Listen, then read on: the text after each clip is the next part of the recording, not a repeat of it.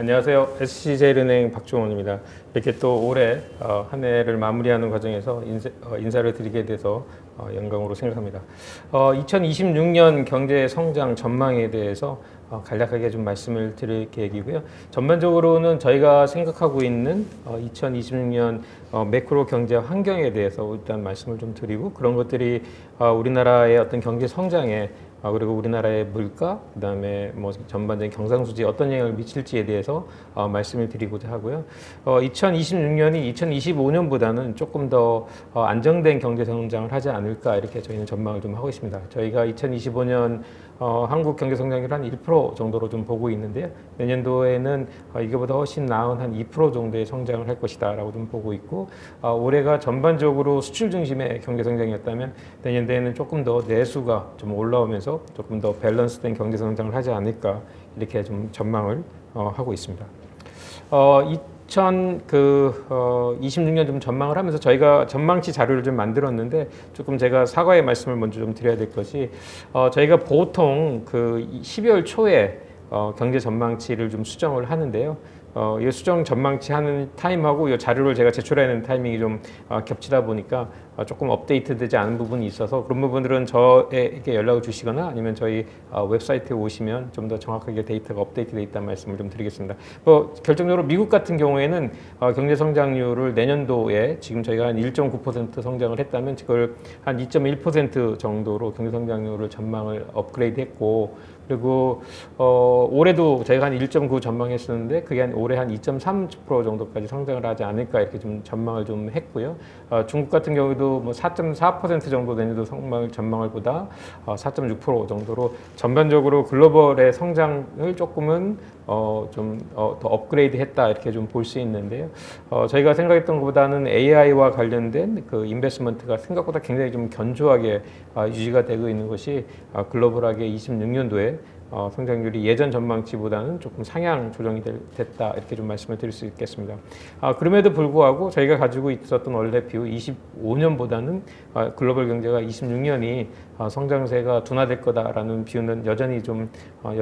유효하다라고 좀 생각을 좀 하고 있고요. 하반기 들어서면서부터 저희가 겪고 있는 약간의 관세로 인한 경제 둔화, 이런 것들이 결국에는 26년까지 이어질 거다, 이렇게 좀 전망을 좀 하고 있습니다. 저희가 볼 때 이 관세를 둘러싼 전반적인 그 세계 경제에 대한 우려는 올해 오히려 상반기 약간 좀 프런트 로딩 되면서 경기가 상당히 좋았던 부분들이 있었는데, 그런 것들이 26년 되면서부터는 조금 더 리버스하게 영향을 좀 미치면서 경제 성장을 둔화할 거다, 이렇게 좀 보고 있고, 저희가 볼 때의 관세에 대한 미국에 대한 그 소득이 전체 GDP의 한 0.9% 정도까지 차지하고 있는 상황이기 때문에 미국의 재정 적자, 그리고 미국 재정 적자로 인한 그 이자 비용, 이런 것들을 좀 생각해 본다면은 미국이 관세를 없애기에는 상당히 어려운 환경이 마련될 거다라고 좀 보고 있어서 상당 부분 미국의 관세를 유지하는 환경 하에서 경제가 발전을 해야 되지 않을까, 이렇게 좀 전망을 좀 하고 있습니다. 25년도가 조금 글로벌하게 금리 인하로 인한 글로벌 유동성이 좀 제공되었던 한 해라고 본다면, 26년은 글로벌 유동성이 조금은 타이트해지는 한 해가 되지 않을까, 이렇게 저희는 전망을 하고 있습니다. 대부분의 이머징 마켓의 중앙은행들이 25년도에 금리 완화를 했다면 그 완화 사이클이 이제 대부분 다 끝나가고 있다, 이렇게 좀 보고 있고요. 오직 오늘 연준에서 금리 인하를 하고, 그다음에 26년에도 금리 인하 기대가 있어서 미국을 제한 다른 나라들의 경우에는 대부분의 경우에 금리 인하가 종료되는 거 아닌가라는 기대를 좀 하고 있는 것 같고요. 일본 같은 경우에도 이번 12월 다음 주에 있을 BOJ에서 금리 인상 가능성도 좀 남아 있는 상태이고, ECB나 RBA나 조금 금리 인상에 대한 시그널링을 조금씩 좀 하고 있는 상황이다 보면 26년이 되면서부터는 금리 인하로 인한 어떤 유동성 제공이 조금은 제한되는 한 해가 되지 않을까, 이렇게 좀 보고 있습니다. 오늘 연준이 금리 인하를 하면서 시장의 기대와 좀 부합을 했고, 또 성명 자체가 조금은 더비시해서 내년도에 금리 인하에 대한 기대가 좀 높아질 거다라고 좀 보고 있고, 적어도 시장에서는 뭐 12월 1일 뭐 기준으로 보게 되면 약간 68bp 정도의 금리 인하, 그러니까 적어도 뭐 두 번 이상의 금리 인하를 시장에서는 좀 내년도에 전망을 좀 하고 있는데요. 저희 은행의 원래 그 연준에 대한 금리 전망은 이번 12월에 금리 인하를 하고 더 이상의 금리 인하가 없을 거다라는 뷰를 가지고 있습니다. 그러니까 저희는 12월 아니면 1월 정도에 금리 인하를 하고 그게 이번 사이클의 좀 마지막이 될 거다. 전반적인 미국 경제 견조함, 그다음에 최근에 올라온 인플레이션을 좀 고려할 때 시장이 생각하는 것만큼 빠르게 연준이 금리 인하를 못 해줄 거다라는 좀 생각을 좀 가지고 있고, 지금 시장에 반영되어 있는 금리 인하 기대가 조금은 과도하다라는 뷰를 가지고 있는데요. 반면에 시장에서는 뭐 3번 이상의 금리 인하를 기대하고 있고, 또 내년 초가 되면 연준 의장이 좀 바뀌는 상황이 되면서 누군가 되더라도 약간 좀 더 비시한 연준 의장이 올 가능성이 있어서, 그리고 또 내년도에 미국의 선거를 생각해 본다면은 뭐 금리 인하의 어떤 가능성을 완전히 뭐 이렇게 배제하기는 좀 어려운 환경이지만, 저희 은행이 갖고 있는 뷰는 일단은 더 이상의 추가 인하는 없을 것이다라는 게 저희 현재의 뷰입니다. 이 전반적으로 그 달러에 대한 그 뭐 요즘은 원화가 워낙이 약세를 좀 보이고, 원화 약세에 대한 우려가 있다 보니까 올해 달러가 굉장히 강세였나 이렇게 좀 생각을 할 수 있겠지만, 사실상은 돌아보면 올해가 오히려 달러 상반기까지 달러 약세의 어떤 시기였던 것 같고, 오히려 하반기 들어서면서부터 연준의 금리 인하가 생각보다 빠르지 않을 수 있다라는 우려가 좀 있으면서 이 미국 금리 인하에 대한 기대가 좀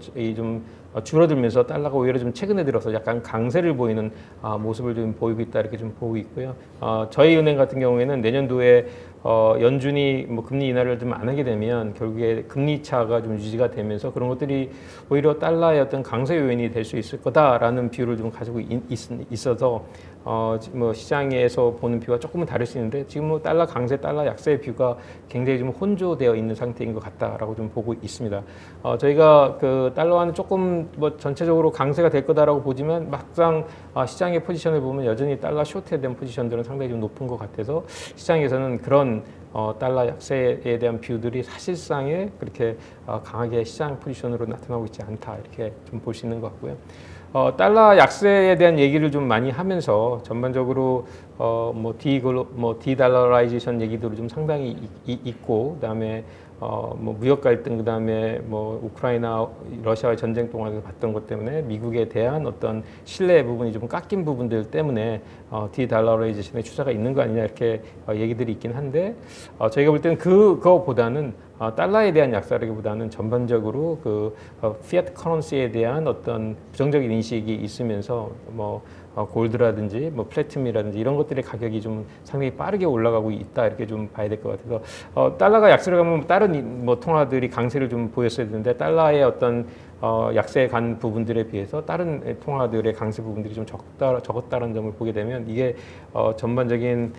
달러 약세만의 문제는 아니다라는 뷰를 좀 가지고 있습니다. 이렇게 전반적으로 보면 저희가 볼 때는 뭐 단기적으로 달러가 약세로 가기보다는 조금은 이 달러 강세의 어떤 이 기조가 유지될 가능성이 있다 이렇게 좀 보고 있고요. 이런 기조에도 불구하고 올해 그 원화는 상당히 유난히 좀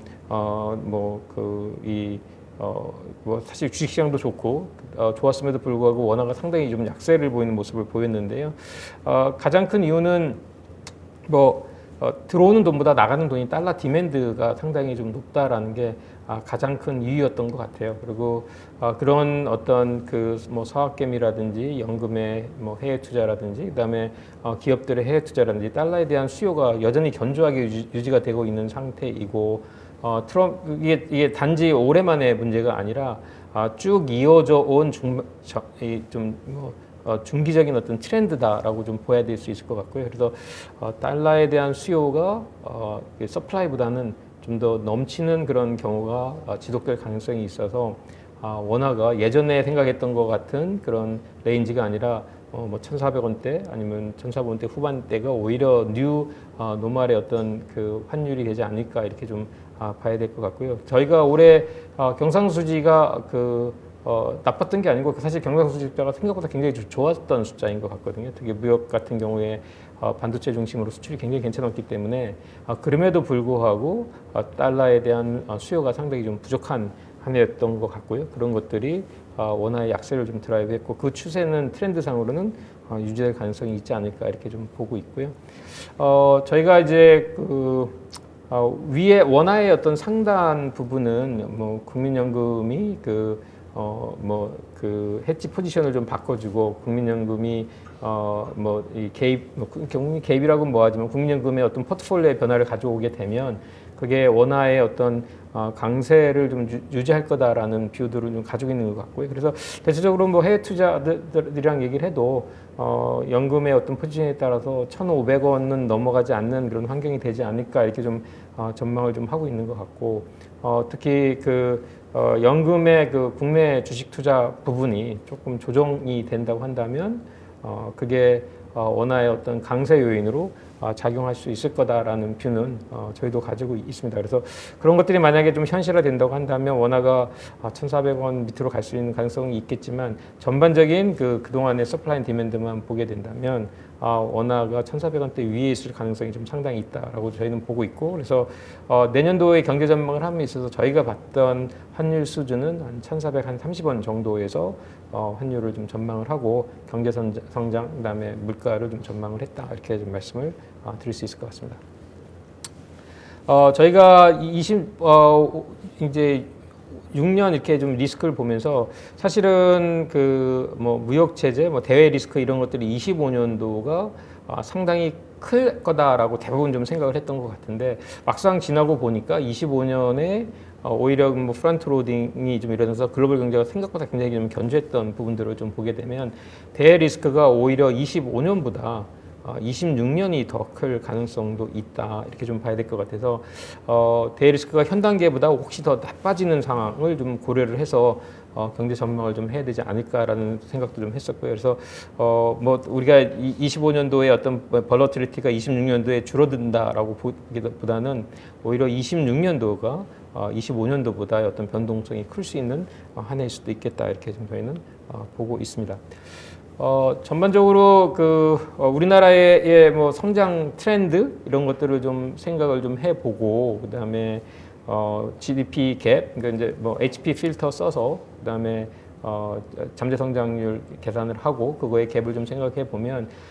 지난 3분기 우리나라 경제 성장률이 굉장히 좋았음에도 불구하고 여전히 GDP 갭은 좀 마이너스인 편이고 그리고 4분기가 저희는 지난 분기 대비로는 좀 마이너스 성장을 하니까 마이너스 한 0.1 정도 성장을 좀 예상을 좀 하고 있는데요. 그렇게 된다면 다시 또 GDP 갭 마이너스가 유지가 되는 상황일 거다라고 좀 보고 있고요. 그래서 GDP 갭만을 놓고 본다고 한다면 아직은 좀 경기 부양을 조금 더 드라이브 해야 될 이유가 있다 이렇게 좀 보고 있고요. 그리고 전반적인 잠재 성장률 추세가 계속 떨어지고 있는 것들을 좀 생각을 해보면 이걸 좀 턴어라운드 시킬 거다라고 생각한다면은 금리를 인해서 경기를 좀 더 부양해야 될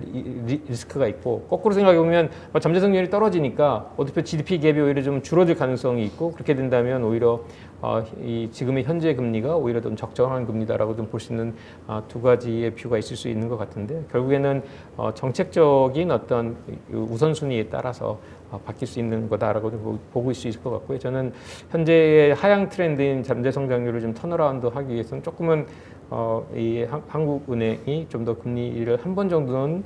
더 인하할 가능성이 여지가 있지 않을까 이렇게 좀 생각을 하고 있고 지금 금리에서 2.5에서 2.75로 갈 거냐 아니면 여기서 2.25로 갈 거냐를 생각해 보면 2.75보다는 2.25 쪽이 2026년도 말에 금리가 더 맞지 않을까라는 생각을 일단 좀 가지고 있습니다. 그럼에도 불구하고 당분간은 금리 인하보다는 동결에 대한 기대가 상당히 클 거다라고 좀 보고 있고요. 사실 보면 금리 정책이 보통 1년 이상을 가서 이 동결에서 인하에서 인상으로 전환한다고 보면 저희가 지난 5월에 이제 인하를 하고 계속 동결을 해왔으니까 시장에서는 내년도 5, 6월 정도 가게 되면 인상에 대한 기대도 있을 거다라고 좀 보이는 것 같아서 한국은행의 통화 정책에 대해서 상당히 좀 상반된 기대가 있는 해가 되지 않을까 이렇게 생각을 좀 하고 있고요. 저희는 여전히 인상보다는 아직은 인하 뭐 숫자가 내년도 1분기, 2분기에 뭐 크게 바뀌지 않는다면 인하의 어떤 여지가 있지 않을까 이렇게 좀 보고 있고요. 단지 이제 내년도 1분기 같은 경우에는 기조효과로 인해서 경제 성장률이 상당히 높을 수 있다는 점들을 좀 생각해 본다면 시기적으로는 인하를 한다면 상반기보다는 하반기일 가능성이 있지 않을까 이렇게 좀 보고 있습니다. 저희가 볼 때 이제 우리나라 경제를 좀 턴어라운드 하려면 결국에는 건설이 좀 턴어라운드 하는 게 가장 키 어떤 섹터이지 않을까 이렇게 좀 보고 있는데 사실 3분기 들어서면서 건설이 이미 사실은 플러스로 좀 돌아섰어요. 그래서 돌아서고 내년도에 대한 전망치도 대부분의 하우스들이 이 건설이 플러스 성장을 좀 하면서 경기에 견인을 할 거다 이렇게 좀 보고 있는데요. 단지 이제 걱정이 되는 것은 내년도에 됐을 경우에 최근에 올라가는 금리 인상에 대한 리스크, 그다음에 글로벌 유동성이 좀 줄어들었을 경우에 건설 쪽이 잘 버틸 수 있을까에 대한 어떤 리스크는 여전히 좀 남아 있을 수 있을 것 같다라고 좀 보고 있고요. 그래서 결국에 만약에 전반적인 글로벌한 어떤 투자 센티먼트, AI와 관련된 투자 센티먼트가 유지가 돼서 글로벌이 투자가 좀 확대된다면 이 건설이나 이런 것들이 유지가 될 수 있겠지만 그렇지 않다고 한다면 오히려 이 건설이 이 경기에 포지티브하게 기여할 거다라고 있는 뷰 자체가 약간은 좀 챌린지 받을 수 있겠다 이렇게 좀 볼 수 있을 것 같고요. 내년도 되면서부터는 여전히 계속 트렌드 상으로는 저희가 재정을 좀 확대해서 저희가 보면 25년도, 26년도에서 재정 확대를 위해서 경기를 부양한다고 하지만 사실상 2020년도부터 보게 되면 전반적으로 마이너스 재정을 통해서 경기를 좀 드라이브하고 있는 추세이다라고 좀 볼 수 있는 것 같고요. 그래서 이게 단지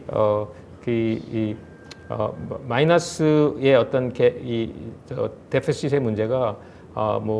이 세금 그러니까 지난 정부가 덜 썼다지만 세금이 덜 거쳤기 때문에 가졌던 문제점도 있었기 때문에 이 밸런스를 어떻게 유지해 나가느냐가 문제일 것 같다 이렇게 좀 보시는 것 같고요. 내년도에도 올해 이제 이 재정이 좀 빵꾸가 나는 부분 때문에 국채 발행을 좀 상당히 좀 많이 했는데 내년도에도 현 수준 정도의 국채 발행을 할 거다라고 일단은 정부 쪽에서 예산을 내고 있어서 그런 것들이 결국에 경기에서 정부 지출로 인한 크라우딩 인 이펙트가 클지 아니면 어떤 국채 발행으로 인한 크라우딩 아웃 이펙트가 클지에 따라서 경기의 어떤 모멘텀을 좀 봐야 되지 않을까 해서 재정에 대한 긍정적인 부분, 부정적인 부분을 동시선상에 놓고서 내년도 전망을 하는데 봐야 되지 않을까 이렇게 좀 보고 있고요. 또는 이제 우리가 이제 계속 얘기하는 게 가계부채 얘기를 굉장히 많이 하는 것 같아요. 가계부채로 인해서 부동산 내 어떤 부동산 가격도 오르고 그걸로 인해서 금리를 낮추지 못하는 환경이 굉장히 유지가 되고 있다라는 게 전반적으로 한국은행이 금리 인하를 못하는 큰 이유 중에 큰 이유인데요. 사실 그렇게 되면 이제 지금의 가계부채가 굉장히 큰 리스크가 있나 이렇게 좀 볼 수 있을 것 같은데 사실상은 이미 가계부채는 정부 대비 가계부채는 조금씩은 좀 정리가 되고 있고 그리고 또 이 롱텀 트렌드 상으로 보면 가계부채의 줄어드는 속도가 생각보다 좀 빠르게 줄어들고 있는 모습이다라고 좀 보이는 것 같아요. 그래서 결국에 보면 우리가 가계부채에 대한 어떤 가계부채가 높아지고 있는 거에 대한 부담은 있지만 그게 금융 어떤 리스크로 발전할 가능성은 저는 그렇게 커 보이지는 않는 환경이다 이렇게 좀 보고 있어서 부동산 가격이 많이 올라서 약간의 빈부 격차 문제, 그다음에 파이낸셜 스태빌리티를 챌린징할 수 있지만 그게 리스크로 발전할 가능성은 그렇게 크지 않다라고 좀 보고 있어서 내년도 하반기가 되면 금리를 인하할 수 있는 여력이 될 거다 이렇게 좀 전반적으로 좀 전망을 좀 하고 있습니다. 그래서 저희가 이제 이런 환경에서 내년도의 경제 성장률을 전망을 해보면 올해보다 훨씬 나은 한 2%대 정도의 경제 성장을 할 거다라고 좀 보고 있고요. 물가는 뭐 한 2% 정도에서 안정될 거다라고 좀 보고 있는데 사실은 2%보다 저희는 약간 다운사이드 리스크를 조금 더 보고 있고요. 큰 이유는 유가가 저희는 한 내년도 유가가 60불 중반대 정도 있을 거다라고 좀 전망을 좀 하고 있는데 오히려 이거보다도 유가가 좀 유가 역시 또 이게 굉장히 변동성이 크고 위아래 상반돼 보기도 하지만 저희는 유가가 상당 기간 약간의 오버서플라이 문제가 있을 수 있다라고 좀 보고 있어서 그런 면에서 물가도 한 2%대에 있지 않을까 좀 보고 있고 원화도 아까 말씀드렸더니 한 1,430원 정도에 머물지 않을까 이렇게 좀 전망을 좀 하고 있습니다. 아까도 말씀드렸듯이 저희가 전망치가 조금 수정이 돼서 수정된 전망치에 대해서는 저희한테 문의를 드리면 저희가 다시 별도로 안내 말씀드리도록 하겠습니다. 네, 감사합니다.